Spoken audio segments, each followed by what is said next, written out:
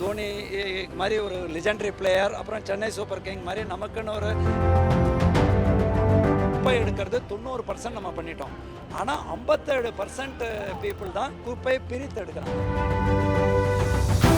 இந்த நிகழ்ச்சியில் ஒரு லக்கி வினருக்கு நாங்கள் வந்து கிரிக்கெட் டிக்கெட்டு கொடுக்கறது வந்து ஒரு வணக்கம். உங்கள் எல்லாரையும் இன்றைக்கி ரொம்ப ஒரு ஃபெஸ்டிவ் அட்மாஸ்பியர்.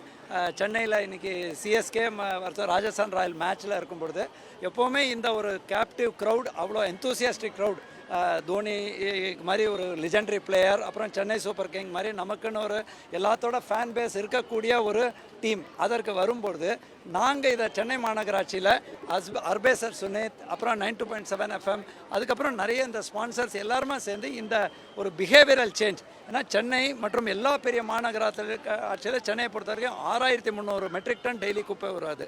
கொடுங்குயரில் போகிறதா மலை மாதிரி 62 லட்சம் டன் வந்து நம்மளோட முன்னோர்கள் விட்டுட்டு போயிருக்காங்க. பெருங்குடியில் பார்த்தீங்கன்னா 32 லட்சம் டன்னில் 25 லட்சம் டன் இப்போ அப்புறப்படுத்தி பயோமைனிங் பண்ணியிருக்கோம். இந்த மாதிரி நேரத்தில் குப்பை இந்த பின், மேக் சென்னை வின்.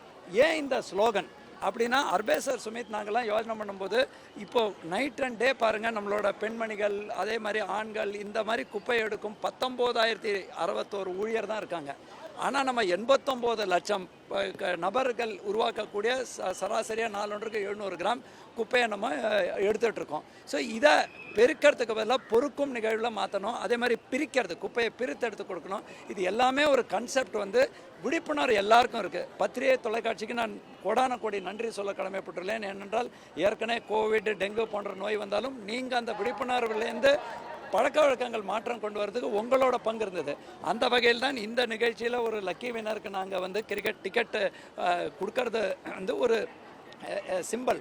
பட் இருந்து தொடர்ந்து நம்ம ரேடியோ 92.7 தொடர்ந்து உங்கள் மாதிரி உள்ள தொலைக்காட்சிகளோட தொடர்ந்து இந்த கேம்பெயின் தொடரும்னு சொல்லி உங்கள் அனைவரும் வாழ்த்தி இன்றைக்கி வரக்கூடிய எல்லாருக்கும் ரொம்ப சந்தோஷமான முடிவு இருக்கணும்னு சொல்லி வேண்டிக்கொண்டு நம்ம எல்லாரும் ஹாப்பியாக போய் மேட்ச் பார்க்கலாம். அந்த வின்னரும் கேரளாலேருந்து அப்படியே she was so happy to get that. அது மட்டும் இல்லாமல் மற்றவங்களும் போட்டி போட்ட பெரும்பாலான நபர்களுக்கும் என்னோட நன்றியை சொல்லி, வரவங்களுக்கும் நன்றி சொல்லி விடைபெறுகிறேன். நன்றி, வணக்கம். மக்களுடைய ஒத்துழைப்பு எந்த அளவு?